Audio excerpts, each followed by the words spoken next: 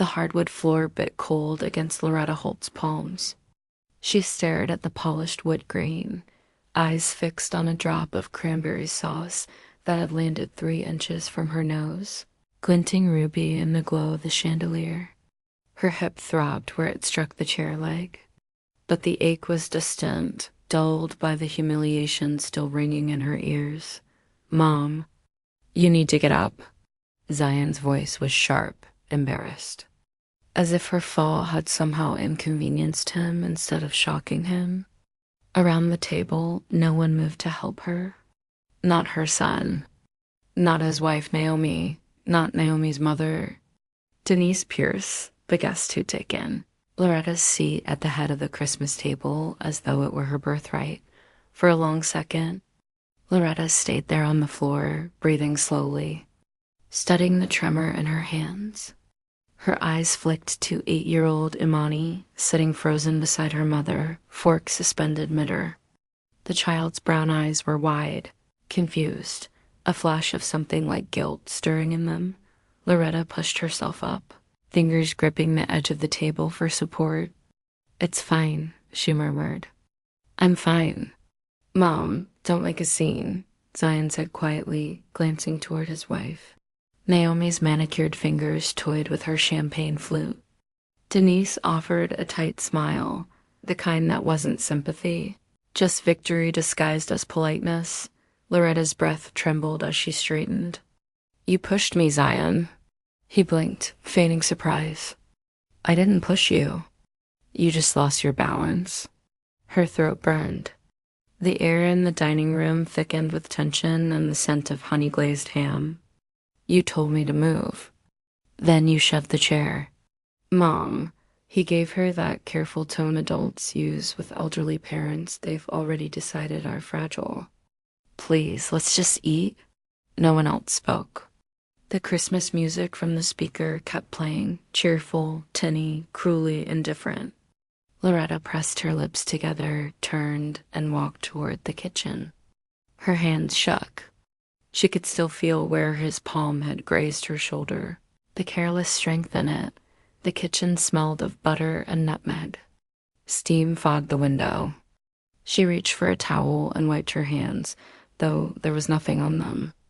Her hip ached harder now. Through the half-open door, she could hear laughter return. Forced but flowing, paper napkins rustling, silverware clinking. The sound of her own family pretending she wasn't there. Loretta's eyes drifted toward the counter where the sweet potato pie rested, the one she'd made with her late husband's recipe, the crust golden and perfect. She touched the counter edge like an anchor. The house was silent but alive with ghosts. Harold had built this dining table by hand 40 years ago. They'd hosted every Christmas here, filled it with neighbors, church friends, cousins, music. It had been noisy, warm, full of love. She looked toward the staircase, heart tugging. Harold had died upstairs 4 years ago, holding her hand. His last words were a whisper against her cheek. "Promise me you'll keep the house, baby." Fill it with family and love, and she had promised. She had kept it spotless, tended the garden, polished the banister, cooked every holiday meal, waiting for warmth that never returned that the pie didn't need checking. It was cooling perfectly. She'd started baking at 5 that morning while Zion and Naomi were still asleep, just like every year. While they dreamed in their guest room, she'd been up kneading dough, peeling yams, setting the table with the good china Harold had bought her on their 25th anniversary. That was what mothers did. That was what wives did, even after widowhood.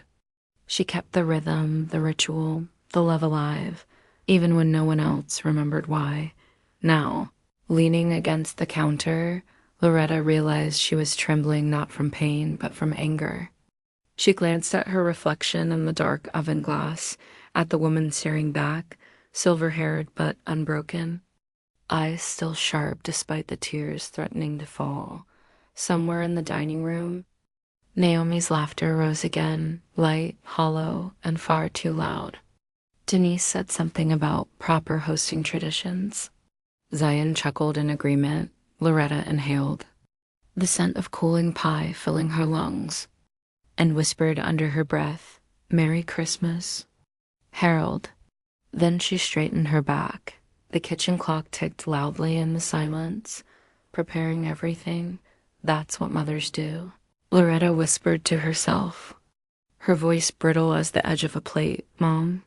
Zion's voice came again, soft but strained. He appeared in the doorway, shoulders squared like he was walking into a staff meeting, not checking on his mother. He didn't come close. He didn't ask if she was hurt.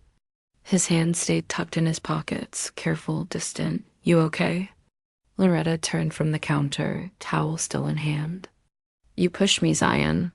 He sighed, impatient. "Mom, I told you I didn't." The chair slipped. "You know your balance isn't great lately." Her throat tightened. "My balance is fine. What isn't fine is my own son treating me like company in my own house."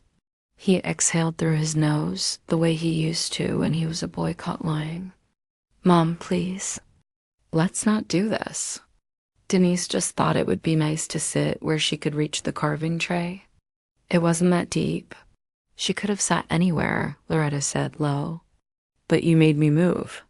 "Because it's symbolic," he shot back, voice rising before he caught himself. "Naomi's mom represents family unity, our families blending. It's respect. Respect?" Loretta almost laughed. "You mean for her? Because the respect for me left this house a long time ago?" Zion rubbed his temples. "Mom, I don't want to argue. It's Christmas." She folded the towel, neat and slow. "Then you shouldn't have humiliated me." He turned to leave. "I'll come back when you've cooled down." "Zion," her voice caught him at the door. "Does Naomi know what you just did?" He hesitated. "Naomi's not the problem." "No," Loretta said softly, "but she's part of it." He left without another word. The sound of his footsteps faded into laughter and clinking glasses. Loretta leaned against the counter again. Her heart thudded in her chest like a quiet drum. She opened her phone and stared at her contacts. Her thumb hovered over one name, Malcolm Reed, Harold's old friend, the lawyer who'd helped them with the trust years ago. She didn't type. Not yet. But the thought stayed there, heavy and simmering dot. She set the phone down and looked at the clock. 6:10 p.m., the dinner she'd started prepping 3 days ago, was now being devoured by people who barely acknowledged her. Her mind drifted to last Christmas. How Zion and Naomi had visited for exactly 2 hours before catching the last flight to Hilton Head to spend the evening with Naomi's parents. She had cooked a full meal, turkey, greens, dressing, cornbread, all of it. They'd eaten like guests, left their plates half finished, and gone without even packing leftovers. The year before that, they hadn't come at all. Said the flights were too expensive, though she'd offered to pay. Instead, they'd sent her a video call from their beachfront rental, glasses raised, Imani wearing reindeer pajamas. She'd smiled through it. Alone in the house, Harold built. She thought of that empty space beside her on the couch, the sound of the television echoing through rooms meant for family noise. Each year, the silence after they left grew longer, thicker. This year, she had begged. Not with pride. She had none left to protect. She'd called Zion 2 months in advance, her voice trembling as she said, "Son, it would mean the world to me if you spent Christmas here." She reminded him that Harold had died in that very house, that she was getting older, that memories don't last forever if no one shares them. He'd hesitated. She remembered the pause, the faint background sound of Naomi whispering before he answered. Then he'd said, "We'll come, Mom, but only if Naomi's mother can join. It wouldn't feel right without her." Loretta had swallowed her pride and said, "Of course." She'd gone out the next day, bought the special Ethiopian coffee Denise liked, ordered the exact floral arrangement Naomi mentioned last Thanksgiving, spent $300 on a new guest room mattress so Denise would be comfortable. She even ironed the sheets with lavender water, just like Harold used to love. And for what? To be shoved aside at her own table. The kitchen light flickered slightly as the heater kicked in. Outside, wind brushed against the windows. She looked out at the yard where Harold used to set up Christmas lights, big multicolored bulbs that blinked unevenly, stubborn and joyful. This year, she'd only managed a small string along the porch, railing. Her reflection looked tired in the glass, proud. But tired. She whispered to herself, never again. In the dining room, Denise's laugh floated through the door again, loud and syrupy. Loretta shut her eyes. She thought of Harold's voice, deep and warm, teasing her about overcooking the turkey. She could almost hear it. Her phone buzzed on the counter. A text from Zion. Mom, please come back. It's Christmas. She stared at it. Her thumb hovered again. Then she set the phone face down. Let them have their Christmas. She'd already given enough of herself to fill a lifetime of holidays. Loretta took off her apron, hung it neatly on the hook beside the pantry, and walked toward the stairs.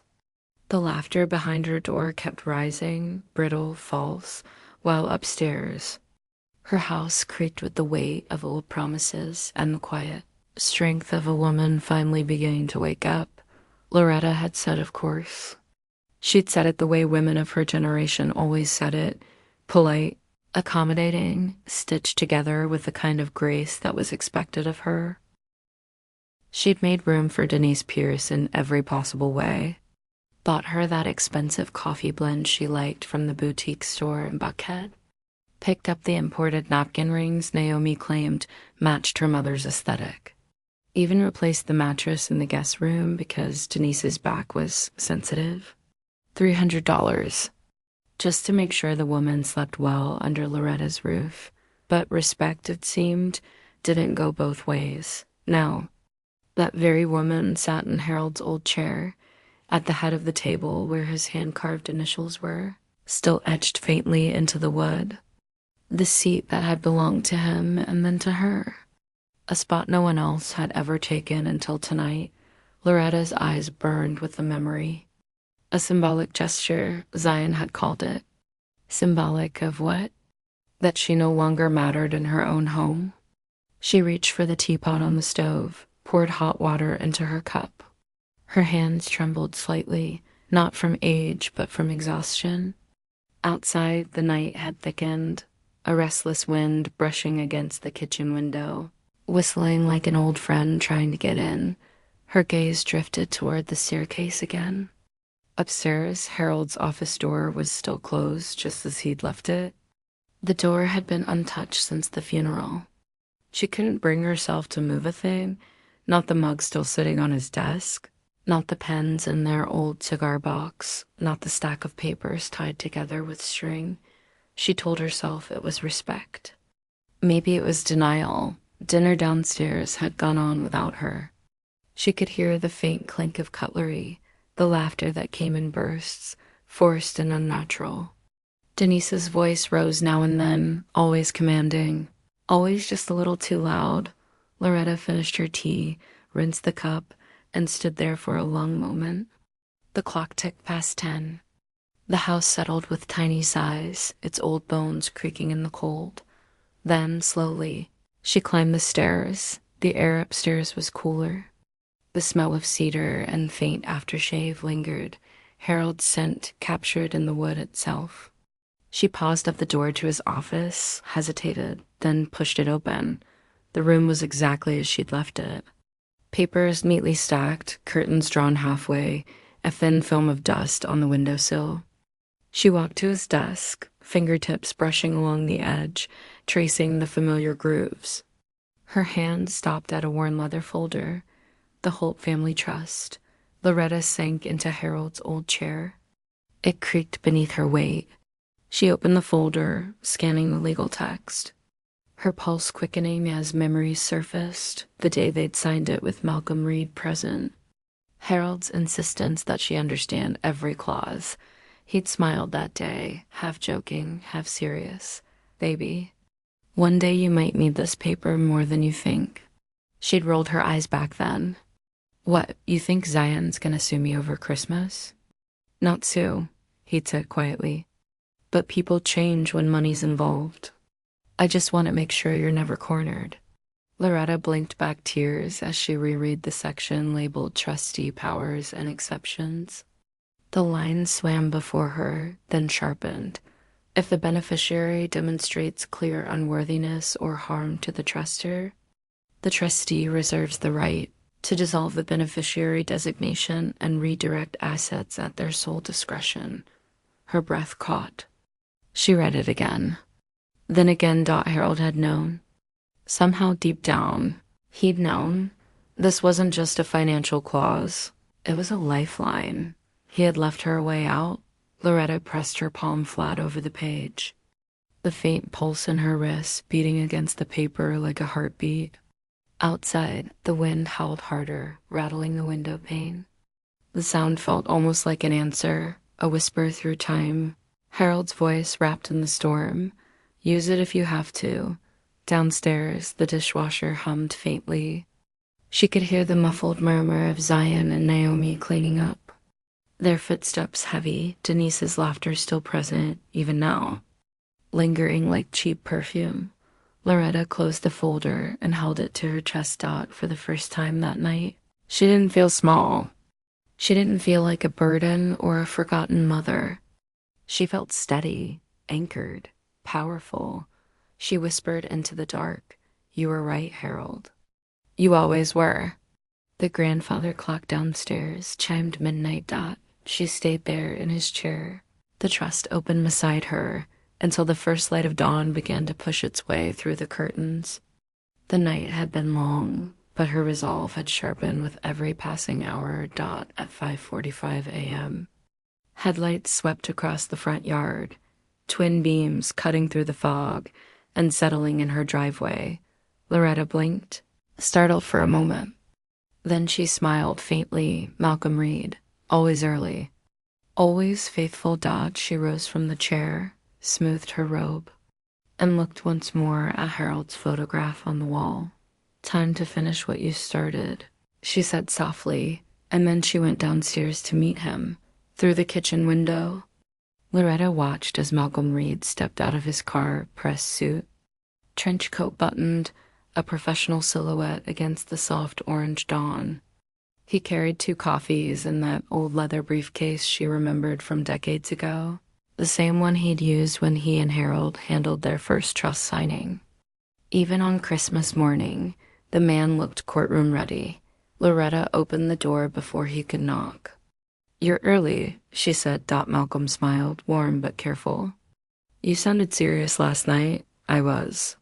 She stepped aside, letting him in. The scent of coffee and pine filled the air. The house was still. Denise, Zion, and Naomi were asleep upstairs. Only the clock ticked, slow and patient, marking the start of something irreversible. Malcolm set the briefcase on the table, took off his gloves. "How bad is it?" Loretta folded her arms. "He pushed me." Malcolm looked up, eyes narrowing. "Zion?" "Yes." Her voice didn't shake. "He said it was an accident, but I know my own child's tone when he's angry. He wanted me out of that seat, Harold's seat. My seat. Said it was symbolic. Said it was respect for Naomi's mother." Malcolm's jaw flexed. "And you want to file something?" She exhaled, long and steady. "No, I want to change something." He nodded once, as if he already knew where this was going. "The trust." Loretta motioned for him to sit. "You and Harold built it to protect this house, this land, and everything tied to it. I remember the clause you added, the one about the trustee's discretion." "I remember," Malcolm said. He pulled out his laptop, booting it up. "You're the sole trustee now. You can reassign or revoke Zion's beneficiary rights, as long as the change is documented and notarized." "Good." She reached for the folder she'd brought down from Harold's office. "Then let's do it." He looked up at her, brows furrowed. "Loretta, this isn't a light decision. You're talking about removing your son from inheriting millions in property and liquid assets. Once this is filed, there's no reversing it without a court order. I know. Her eyes glistened, but her expression didn't waver. I raised that boy with love and sacrifice. Harold worked himself into an early grave, making sure Zion had every advantage: private schools, college, a down payment for his first home. And this is what he's become: a man who humiliates his mother because his wife's family has more money. No, Malcolm. I'm not leaving my life's work to someone who treats me like a relic. Malcolm opened the document template, his fingers moving across the keyboard. Who do you want to designate instead? Loretta looked toward the window, where faint sunlight was touching the garden Harold had planted years ago. Half to charity, the women's shelter on Auburn Avenue and the Parkinson's Foundation, the one Harold supported. The rest to my granddaughter, Imani, but she doesn't get a dime until she's 25. I want her to have time to grow before money poisons her like it did her parents. Malcolm nodded. We can structure that. He typed quietly, the soft clack of keys filling the silence. Loretta sat across from him, coffee untouched, eyes fixed on the trust folder as though Harold himself were sitting inside it. When he was done, he printed the forms on the portable printer he carried for urgent filings. You'll need witnesses, he said. Loretta smiled faintly. Bernice and her daughter live across the street. They'll be up soon for church. I'll ask them. By 7 o'clock, the kitchen table had turned into a legal desk. The witnesses arrived, Bernice still in her robe, her daughter Tasha clutching a travel mug of cocoa. They watched as Loretta signed her name with deliberate care, her hand steady despite the storm inside her. When the last signature was done, Malcolm gathered the papers, tapped them neatly into a stack, and slid them into his briefcase. You're sure about this? He asked quietly. Loretta nodded. I've never been more sure of anything. He studied her face, the calm there, the finality, and exhaled. He's going to lose his mind. Maybe, she said, but maybe losing something will finally make him see what he threw away. Malcolm gave her a small, sad smile. I'll file this first thing Tuesday morning. Thank you, Malcolm, for everything. He left her with a copy of the signed pages and both coffees. The second sat untouched long after his car disappeared down the driveway. Loretta took one slow sip of hers, then went to her writing desk in the corner of the kitchen. She pulled out a sheet of stationery and uncapped her pen. Her hand hovered for a moment before she began to write. Zion, I've spent my whole life giving you everything I could. I gave you my time, my faith, my home, and my heart. But I won't give you my self-respect. You made your choice yesterday when you pushed me out of my own seat. I'm making mine today. Everything your father and I built will go to people who understand love and gratitude, not entitlement. Her pen moved slowly, gracefully. I hope one day you realize what really matters. Not money, not appearances, but kindness. She signed it simply. Love, Mom. Then she folded the letter, slipped it into an envelope, and placed it on the kitchen counter, right where Zion always set his coffee mug in the morning. When she looked at it from a few feet away, she didn't feel regret, only relief. The house was still quiet, bathed in soft gold light. Upstairs, she could hear faint movement, Naomi's voice, Zion's deep murmur. They'd wake soon, come downstairs expecting breakfast and smiles. Instead, they'd find the truth. Loretta glanced at the clock. 7:45 a.m. Christmas morning. A new day. A new will. And for the first time in years, she finally felt free. Malcolm was halfway through packing up his laptop when he looked up again, his tone cautious. You're absolutely sure about this, Loretta? Loretta folded her arms, gaze fixed on the envelope sitting on the counter like a sealed truth. I've never been more sure of anything in my life. He hesitated, then said quietly, Zion's going to be furious. Let him be. she said simply. He's been furious for years, just never brave enough to admit it. Now he'll have to face himself. Malcolm closed the briefcase with a click, gave her a long, steady look, and said, "You always were the strongest one." Then he left, his tires crunching softly on the gravel as dawn lifted into full morning. Loretta stood alone in the kitchen, still in her robe. The smell of fresh coffee and baked sweet potatoes lingered in the air. Upstairs, the floor creaked. Footsteps. She took a slow breath, straightened the collar of her robe, and waited. Zion appeared first, barefoot, sleepy-eyed, wearing the same scowl that used to mean he didn't get what he wanted for Christmas. He spotted the letter on the counter and frowned. "What's this?" Before she could answer, Naomi walked in, silk robe tied neatly, her hair already styled, a picture of control. She leaned over Zion's shoulder. "A letter? From your mother?" Zion tore it open. His eyes darted across the page once. Then again. Then his face changed, from confusion to disbelief to rage. You rewrote the trust?" His voice cracked. "You what?" Loretta stayed calm.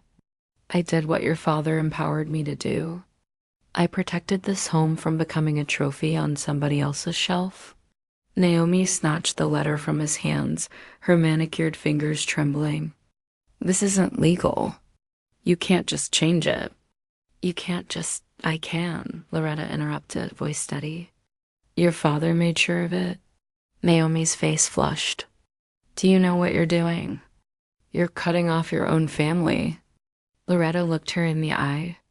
"Family doesn't push you to the floor, Naomi. Family doesn't treat you like furniture." Zion slammed his palm against the counter. "You're unbelievable. After everything I've done for you." Loretta's laugh came out soft, almost sorrowful. "You mean after everything I did for you, son? I built your foundation. You built resentment on top of it?" He opened his mouth, but no words came. The silence was filled by small, quick footsteps. Imani stood in the doorway, her pajama top rumpled, clutching her stuffed elephant. "Daddy?" she whispered. "Why are you yelling at Grandma?" Naomi rushed forward, forcing a smile. "Sweetheart, go pack your things. We're leaving soon." Imani frowned. "But we just got here." "Do what your mother says," Zion snapped, still glaring at Loretta. Loretta's voice softened. "Let her eat breakfast first." Naomi spun around. "No, we're leaving now." "Leaving?" Loretta asked quietly. "On Christmas morning?" Zion's chest rose and fell with anger. "You've made this impossible, Mom. You're toxic. You always have to control everything.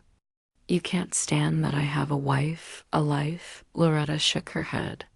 "No, Zion, I can't stand that you have a heart full of pride and no room for compassion." His jaw clenched. "You'll regret this. You think I won't fight you?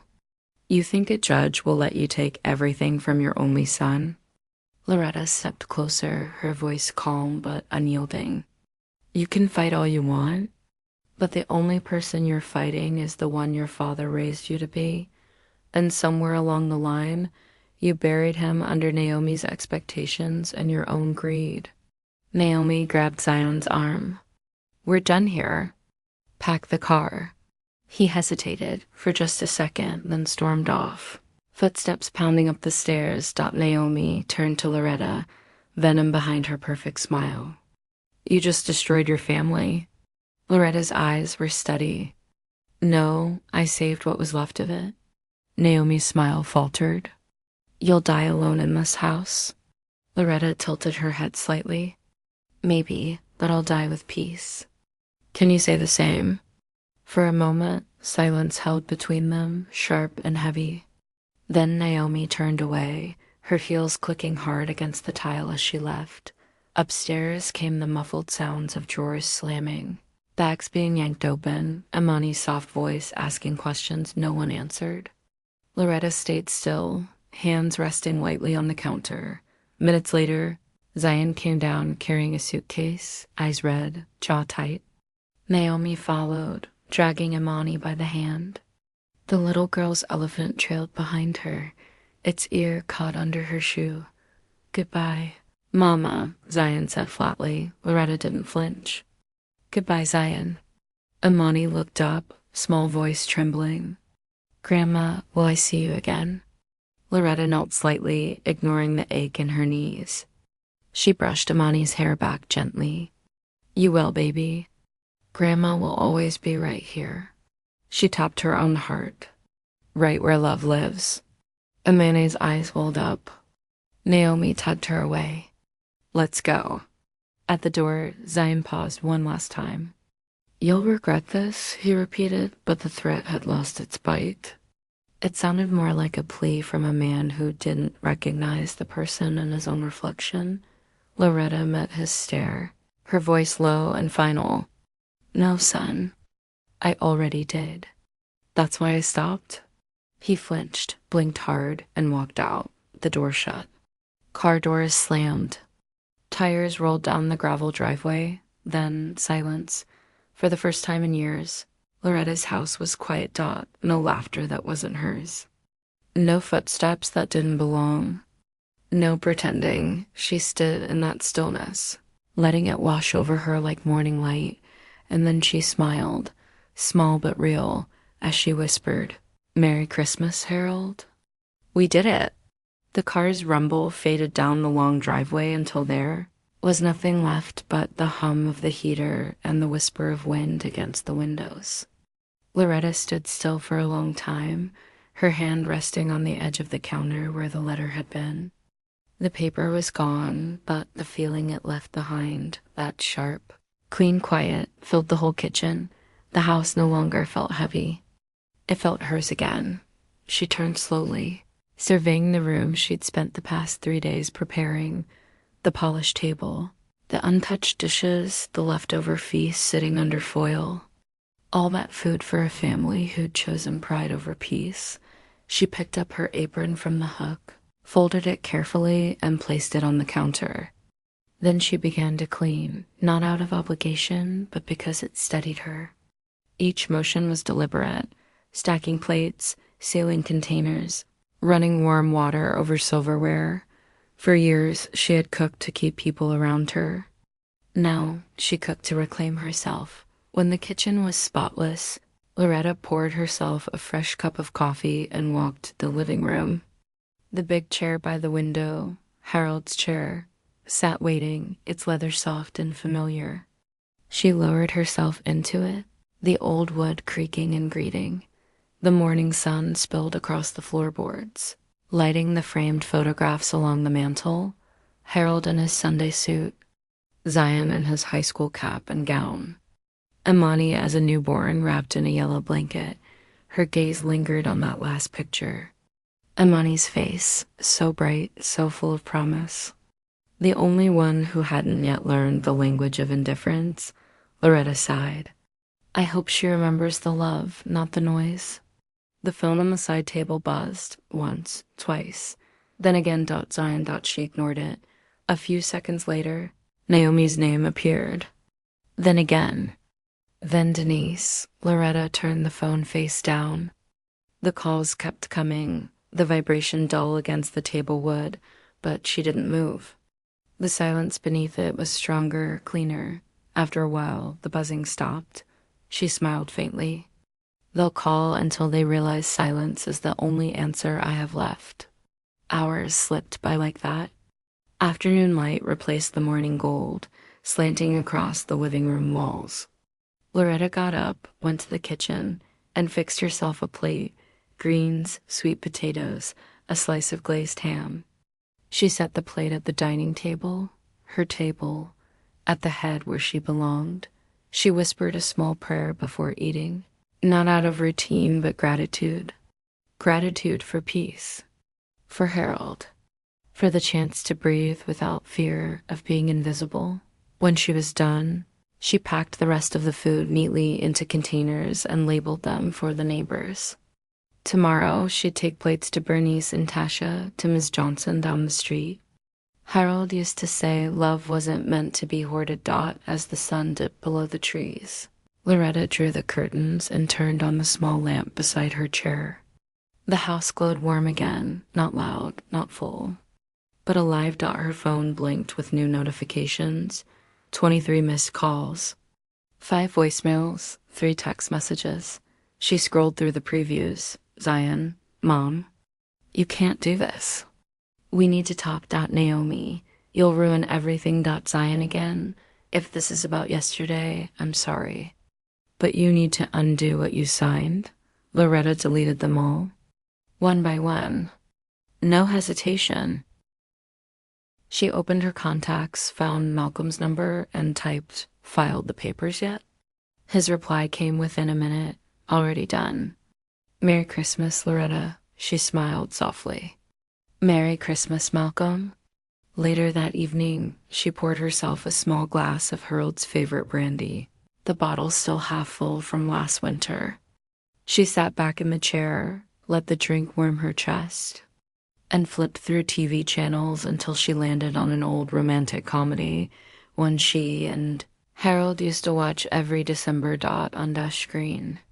The couple argued in a snowstorm, then kissed under twinkling lights. Loretta chuckled through the tears that surprised her. When the movie ended, she sat in the hush that followed, staring at the reflection of the Christmas tree lights on the window pane for the first time in years. She wasn't waiting for anyone to come home. She wasn't apologizing for existing. She wasn't wondering if she'd done enough. She had done everything. And now, finally, she had done something for herself. Loretta climbed the stairs slowly, the old house groaning softly beneath her feet. In the bedroom, she changed into her nightgown, the lavender scent of her drawer sachets rising around her. She turned down the bed. Harold sighed and slipped beneath the quilt. The sheets were cool against her skin. The pillow smelled faintly of cedar and laundry soap. She whispered into the dark, "You'd be proud of me, Harold." And for the first time in years, she slept straight through the night. No nightmares. No echoes. Just peace. When Loretta woke the next morning, the house was drenched in pale winter light. For a moment, she didn't move, letting the quiet hum of the furnace and the faint creak of the rafters wash over her. Then she reached for her phone on the nightstand. The screen glowed like a small confession. 31 missed calls. She scrolled through the list. Zion, Naomi, Denise, unknown numbers. Text messages piled on top of one another, desperate and angry in alternating waves. "Mom, pick up. We need to fix this. You don't understand what you're doing. You can't just change everything overnight. Please.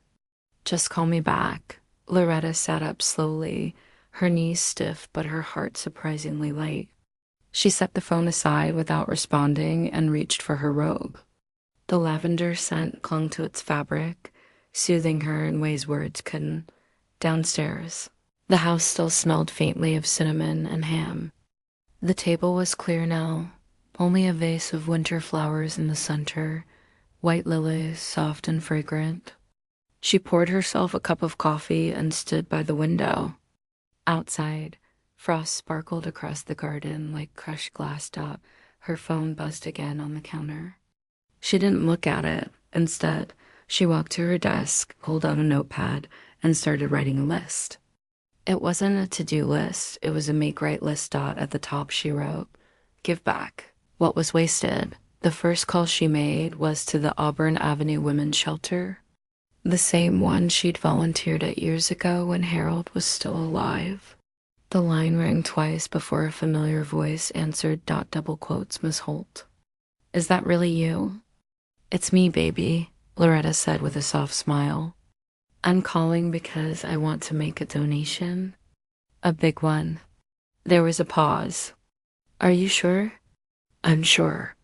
I want to fund something that lasts, a room, a program, a place where women can start over."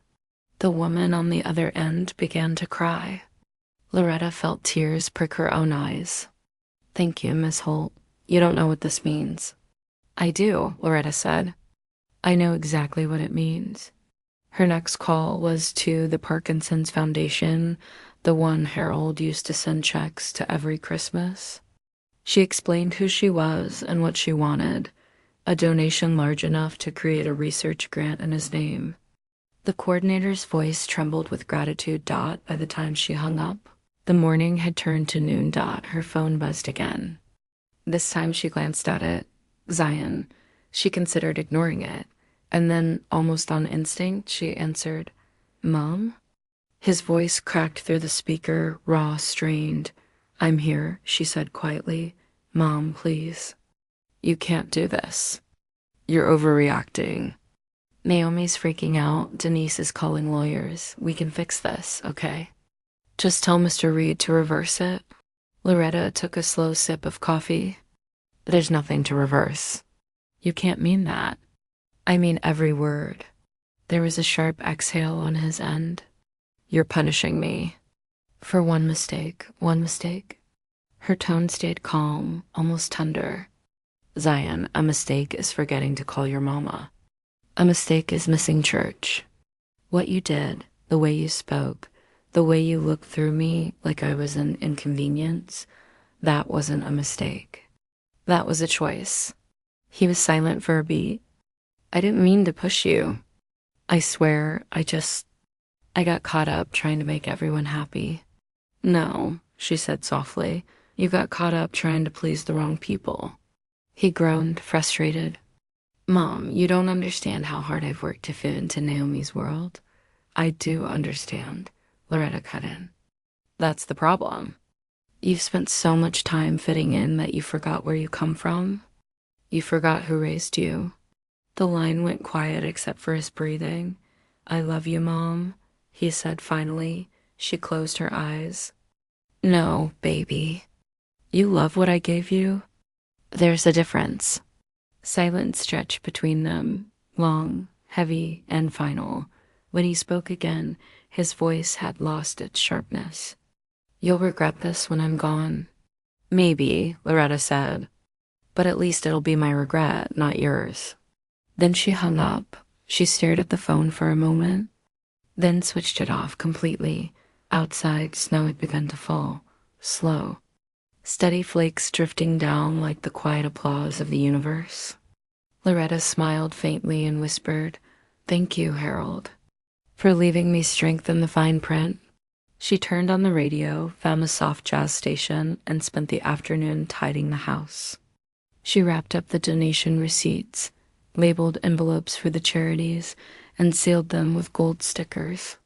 Each felt like a promise kept, to Harold, to herself. As dusk settled, Loretta poured herself another cup of coffee and sat by the window again. She didn't feel lonely. She felt rooted. She thought of Zion, her boy, somewhere out there, pacing, shouting, blaming. But under the anger, she knew there was fear. Fear of standing on his own without her as a safety net. She prayed for him quietly. Not for him to come back, but for him to grow. The clock struck 6. The snow outside deepened to white velvet. Loretta lit a single candle on the table and let its light flicker across the room. It was peaceful until the doorbell rang. She frowned. Visitors were rare, especially after dark. She rose slowly, tying her robe tighter, and walked to the door. When she opened it, a gust of cold air rushed in, and there, on the porch, stood Imani, bundled in her little pink coat, clutching a small suitcase and her stuffed elephant. Her lip trembled. "Grammy." Loretta's breath caught. "Sweetheart, what are you doing here?" Imani sniffled, eyes glossy from the cold. "Mommy and Daddy left me with Miss Johnson next door.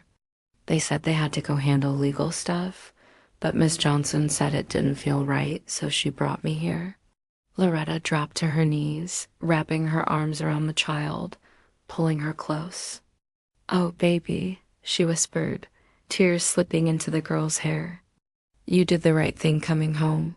Behind them, snow swirled quietly in the air, white, clean, forgiving.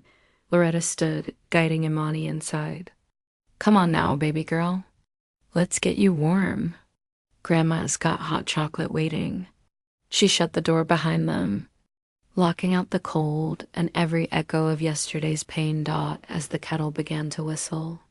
Loretta glanced toward the ceiling, her heart full. "You see this, Harold?" She whispered. "You left me a home. I'm filling it again, but this time with love that deserves to stay." Imani's small hands were cold as ice when Loretta wrapped them around a warm mug of cocoa. The child's cheeks were pink from the wind, her curls damp with melted snowflakes. She sat curled on the couch, elephant tucked under her arm, eyes heavy with confusion. Loretta knelt in front of her, smoothing the little girl's hair back gently. "Now tell Grandma exactly what happened, baby. Take your time." Imani's voice was soft, the words stumbling over one another. "Mommy and Daddy said they had to go take care of legal matters. They dropped me at Miss Johnson's house and said they'd be right back." She looked down, lip trembling. "But that was last night." Miss Johnson waited, but they never came. Loretta's stomach clenched. "Did they say where they were going?" "No. Mommy said something about court and fixing things. Daddy was yelling in the car." Imani looked up, eyes brimming. "Did I do something bad, Grandma?" Loretta's heart cracked open. "Oh, no, sweetheart. None of this is your fault.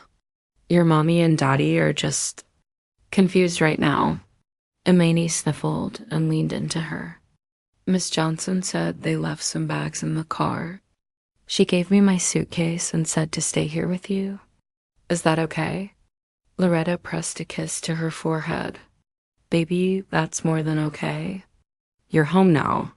They sat like that for a long while, the snow falling steady outside, the warmth of the house wrapping around them like a blanket of forgiveness out later that evening. After Imani had changed into her flannel pajamas and fallen asleep on the couch, Loretta sat at the kitchen table staring at the trust papers. Her eyes moved over the signatures again, hers, Malcolm's, the witnesses. It was real, unchangeable. But the peace she'd found yesterday began to tremble under the weight of something new. The reality that Zion and Naomi wouldn't let this end quietly. The phone rang again. "Unknown number, Doc," she answered. "This is Loretta Holt. Mrs. Holt, this is Malcolm Reed." His voice was steady, but there was an edge to it. "I just got a notice. Zion filed an emergency motion this morning." Loretta's spine straightened. "For what?" "He's petitioning for temporary guardianship of you. Claims you're mentally unstable and not of sound mind when you altered the trust." Loretta blinked, her hand tightening on the phone. "He said what?" "I've already contacted the judge. The hearing's been scheduled for tomorrow morning at the Fulton County Courthouse." Malcolm paused. "I'll be there, but we need to prepare. They're bringing Naomi, her mother, and a doctor on their side." Loretta's jaw set. "Then we'll bring our own truth."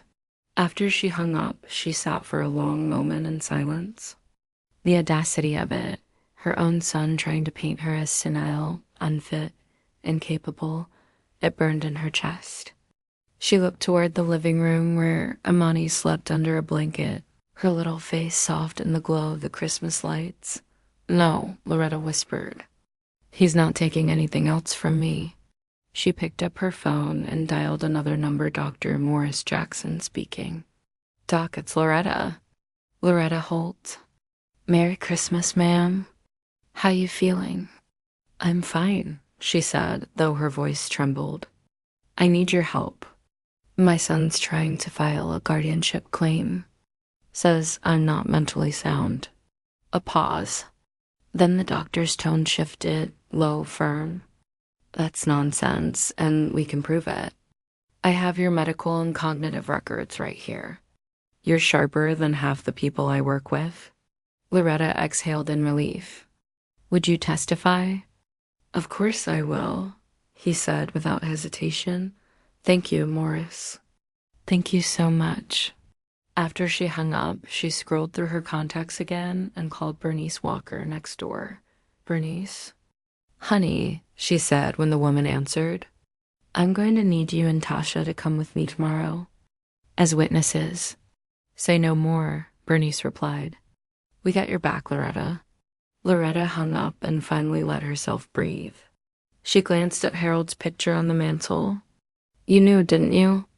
She whispered. You built that trust for a day just like this? From the couch, Imani stirred and sat up, rubbing her eyes. Grandma, are you okay? Loretta smiled, forcing the worry from her face. I'm fine, baby. Just getting ready for tomorrow. Imani patted to her and climbed into her lap. Mommy says money is what keeps people safe. Loretta's arms tightened around her. No, sweetheart. Money can build walls, not homes. What keeps you safe is love and knowing right from wrong. Imani blinked up at her. Then you're the safest person I know. Loretta felt tears sting her eyes. Maybe so, baby. Maybe so. She tucked Imani back into bed and stayed awake late into the night, preparing her documents, printing her bank statements, and setting her testimony in order by the time the clock read 8 a.m. She was standing in the courthouse hallway beside Malcolm, her back straight, her pearls gleaming under the fluorescent lights across the room. Zion stood with Naomi and Denise, looking polished, furious, and hollow all at once. Imani wasn't there. Bernice was watching her at home, but Loretta could almost feel her granddaughter's small hand in hers. Giving her strength, the bailiff called her case. The doors to the courtroom opened, and Loretta stepped inside. The air smelled of wood polish and paper, sharp, official, unforgiving. Malcolm leaned toward her. Ready? Loretta nodded. More than ready. They took their seats at the respondents' table as the judge entered, a tall, black woman in her 60s with kind eyes and a voice that carried authority. The clerk called out, Case of Zion Holt versus Loretta Holt, petition for emergency guardianship. Loretta sat still. Composed across from her, Zion looked confident. Naomi touched his arm, whispering something that made him smirk. Loretta didn't flinch. She folded her hands in her lap and waited. The judge adjusted her glasses. Let's begin. As Zion rose to speak, Loretta felt her pulse settle. Not quicken, but settle. For the first time in years, she wasn't afraid of what he might say because she finally had the truth and the courage on her side, and she intended to use both. Zion rose from the plaintiff's table like a man walking into his own promotion. He adjusted his jacket, smoothed his tie, and turned on the charm that had once made him the favorite at every dinner table. Your Honor, he began, voice steady and practiced. My mother has always been strong-willed, but lately she's been confused, forgetful. She's making erratic decisions, influenced by grief and outside parties. I'm here today only because I love her and want to protect her from herself. Loretta sat perfectly still. Her hands were folded on the table, nails neat, expression unreadable. Zion continued, spinning his story like silk. She's been isolating. She's rewriting legal documents without counsel. She even accused me of physical harm, which is completely untrue. Naomi dabbed her eyes with a tissue, the picture of polite despair. Denise beside her kept her chin high, radiating the confidence of a woman who believed money could buy truth. When Zion finished, Malcolm stood. Your Honor, my client is of sound mind, excellent physical health, and fully aware of her rights and responsibilities. We'll present witnesses and evidence to confirm that. Mr. Holt's claims are not only false, but motivated by financial interest. The judge nodded. Proceed. Dr. Morris Jackson was called first. His white coat gleamed under the lights as he took the stand. I've been Mrs. Holt's physician for 17 years. He began.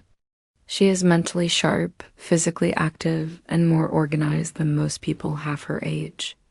I'd never once noted confusion, disorientation, or diminished capacity.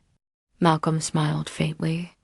So, in your professional opinion, is she fit to manage her financial and legal affairs? Absolutely. Dr. Jackson replied. If anything, she could be running my office. A ripple of soft laughter moved through the courtroom. Next came Bernice Walker and her daughter. Tasha. Bernice adjusted her hat, glared at Zion, and said, I've been Loretta's neighbor for 25 years. That woman's mind is sharper than a bread knife. She's the one who reminds me to pay my property taxes. The judge hid a small smile. When it was time for Loretta to speak, she rose slowly, her posture regal, every line of her face calm. Your Honor, she said, I'm not confused. I'm heartbroken. There's a difference. Her voice filled the courtroom, low and steady. My husband and I worked hard for what we built. We wanted it to go to people who value compassion, not control.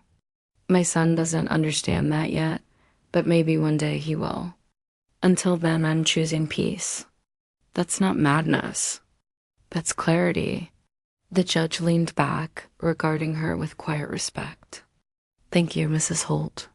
Naomi shifted, exchanging a quick, tense glance with Zion. Something in Loretta's composure had shaken them. Malcolm rose again. Your Honor, before we conclude, I'd like to submit one more piece of evidence. He pulled out a small digital recorder from his briefcase and pressed play. The courtroom went. Still, through the speakers came the faint hum of Christmas music, then Zion's voice. Sharp and unmistakable. Move, Mom. Denise should sit here. Then the scrape of a chair, then Loretta's soft gasp, followed by the dull thud of impact. Finally, his voice again, low and impatient. Mom, don't make a scene. A collective breath rippled through the room. Zion's face went pale. Naomi froze. Denise looked down, her hands clutching her purse. Malcolm stopped the recording and said quietly, Mrs. Holt wore that recorder after years of being ignored and dismissed. Not to trap anyone, but to protect herself if she was ever made to feel small again. The judge's gaze fixed on Zion. Mr. Holt, do you have an explanation for what we just heard? He opened his mouth, but no sound came. Naomi whispered urgently, Zion, say something, but he couldn't. His jaw clenched. His hand trembling on the table, the judge tapped her pen once against her notes. I've heard enough. The room fell silent except for the faint squeak of her chair as she leaned forward. Mrs. Holt, you are clearly of sound mind and sound heart. The petition for guardianship is denied. Furthermore, this court finds your son's conduct toward you unacceptable. Should he or his wife attempt further harassment or interference, I will not hesitate to grant a restraining order. A single tear slipped down Loretta's cheek, not of pain, but release. Zion's lawyer leaned in, whispering furiously, but Zion didn't move. He just stared at the table, face ashen, his own reflection trapped in the polished wood. The gavel struck once, crisp and final. Case dismissed. Loretta exhaled, slow and deep. For the first time in years, her lungs felt full outside. The winter sun shone pale and clear through the courthouse windows. Reporters weren't there. No one would write about this victory. But in Loretta's heart, it was the loudest headline of her life. As she and Malcolm stepped into the hallway, he smiled. You did beautifully. Loretta chuckled softly. No, Harold did. He taught me to never sign a paper I don't understand. Malcolm laughed, shaking his head. You're something else, Loretta Holt. I try. She walked out of the courthouse into the cold, bright air. Each breath felt like a prayer answered. Weeks passed. The new year rolled in quietly. The trust transfer went through without challenge, half to the Auburn Avenue Women's Shelter, half to the Parkinson's Foundation. One afternoon, Malcolm called. Got some news for you, he said, his voice warm. The Parkinson's Foundation received your donation. They've used it to launch a new research initiative. They're naming the team after Harold, the Harold Holt Research Fellowship. Loretta's hand went to her chest. Oh, Harold. Her voice broke on a soft laugh. You're still out here working, even from heaven, Malcolm chuckled. You've done something beautiful, Loretta. When she hung up, she sat by the window, watching the light pour through the frost-touched glass. Peace didn't mean quiet anymore. It meant purpose. She looked at Harold's picture on the mantel and whispered, "They'll remember your name, baby. Not for the money, for the mercy." And in that moment, she finally felt what she'd been chasing since the day he died. Not closure, not revenge, but freedom. Winter melted slowly into spring. The house that had once echoed with tension now pulsed with gent. The life again, radio jazz in the mornings, laughter in the evenings. The faint scent of lavender and cinnamon drifting through open windows. Loretta's days found their rhythm. She volunteered twice a week at the community center in Atlanta, teaching young mothers how to cook healthy meals on a budget. She wore her hair in soft gray curls now, unapologetically. People there called her Miss Loretta, and when she laughed, the sound filled rooms like sunshine through lace curtains. Every Wednesday, Imani came after school. They'd bake cornbread muffins or work on her spelling words, then sit on the porch drinking lemonade while the world slowed down around them. One afternoon, as the child braided her grandmother's hair, she said softly, "Grandma, Daddy called last night." Loretta smiled faintly, not turning. "Oh, and what did he say?" "He said he misses you." "I miss who used to be," Loretta said. "But sometimes missing somebody isn't the same as needing them back." Imani was quiet for a moment, then nodded. "Mommy's been sad. She doesn't talk much anymore." "That's what happens when truth catches up to people," Loretta said gently. "It humbles them." Imani tilted her head. "What's humble mean?" Loretta chuckled. "It means learning to listen when life talks to you." The girls smiled and went back to braiding. After Imani left that evening, Loretta stood at the kitchen sink, watching the sun dip below the trees. The house glowed gold and soft, filled with the kind of silence that healed instead of hurt. A week later, Malcolm stopped by with papers for her signature, final confirmations of the trust's execution. As he packed up his briefcase, he glanced at her. "They haven't bothered you again, have they?" Loretta shook her head. "No. Zion called twice, but I didn't answer. Sometimes the best response is peace." He smiled. "You've turned that peace into power." She laughed. "You sound like one of those inspirational podcasts." "Malcolm, maybe I've been hanging around you too long," he teased when he left. Loretta sat on the porch again, rocking slowly as the evening deepened. Fireflies blinked in the yard.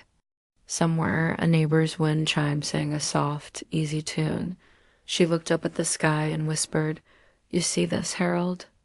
We made it." Her phone buzzed, a notification from the Auburn Avenue Women's Shelter. She opened the message and read, "The new wing you funded opens next week. We're naming it the Loretta and Harold Holt Wing, for love that shelters, even after the storm. Tears filled her eyes." She pressed a hand over her heart. "For love that shelters," she murmured. That's exactly what it was. The next morning, she walked through the garden, pruning the rosebush Harold had planted years ago. She hummed as she worked, the song slow and peaceful. Inside on her desk sat the small silver recorder, the one she'd used on Christmas Day. She picked it up, turned it over in her hands, and smiled. "You know, Harold," she said softly, "I didn't wear this to trap him. I wore it to protect myself. But I suppose it did both." She set it back down, its red light winking off for good. Life had gone on without chaos. Zion and Naomi had withdrawn their legal appeals after losing their case. Denise stopped calling entirely. Word around town was that Naomi's family had cut financial ties with them. Reputations didn't survive scandal well in certain circles, but Loretta didn't gloat. She prayed for them, not the kind of prayer that asks for revenge, but the kind that helps a broken heart. might still learn how to love.